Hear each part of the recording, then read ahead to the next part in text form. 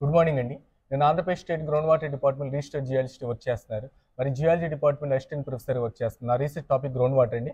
అయితే ఈ వీడియోలో నేనేం చెప్పదలుచుకున్నానంటే, ఎక్కువ మంది ఫ్లాట్స్ తీసుకుంటూ ఉంటారు, లేదా అపార్ట్మెంట్స్, లేదంటే మన ఇళ్ల స్థలాలు ఇలాంటివి కొంటూ ఉంటారు. సో ఇలాంటి టైంలో బోర్ పాయింట్ విషయంలో మనం తీసుకోవాల్సిన జాగ్రత్తలు ఇవి. ఆ ఏరియాలో చవ నీళ్లు పడతాయా లేదా ఉప్పు నీళ్లు పడతాయా తెలుసుకోవాలి.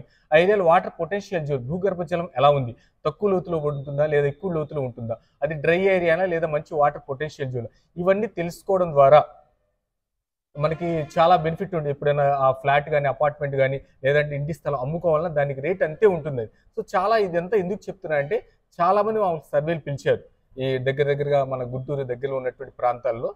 అక్కడ ఏమవుతుందంటే, వాళ్ళు ఓన్గా ఫ్లాట్స్ తీసుకున్నారు, అపార్ట్మెంట్స్ తీసుకున్నారు, కానీ చవ నీళ్లు ఉప్పు నీళ్లు పడుతున్నాయి. ఆ నీళ్లు దేనికి పనికిరావు అంటే ముందు.